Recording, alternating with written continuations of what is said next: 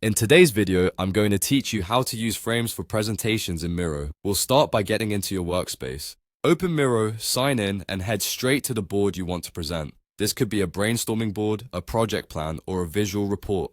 The key is that everything you want to show should live on this one board, so you can guide your audience through it smoothly. Next, add frames and fill them with the content you want to present, or import any data you need into those frames. Frames are like slides for your board. You'll find the frame tool in the toolbar, choose a size that makes sense for your content, then draw it on the canvas. Add your text, shapes, images, or screenshots inside the frame and repeat for each section of your story. For demonstration, imagine 3 frames, each one with a distinct color, so it's easy to see where one slide ends and the next begins. Keep each frame focused on a single idea. Use clear titles so your audience knows what they're looking at, and keep spacing consistent so everything feels aligned and professional. If you're bringing in content from elsewhere, drop it right into the appropriate frame so it stays grouped.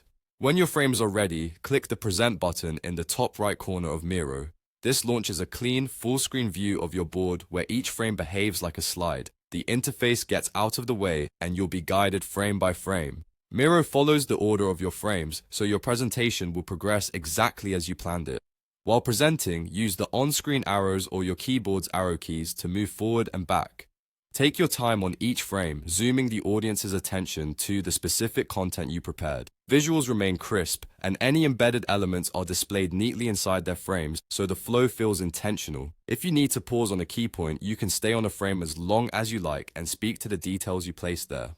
When you're done, click Stop to exit presentation mode and return to the board.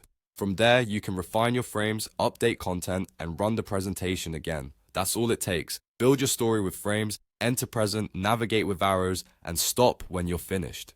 With a little preparation, frames turn your Miro board into a clear, engaging presentation that's easy to deliver and easy for your audience to follow.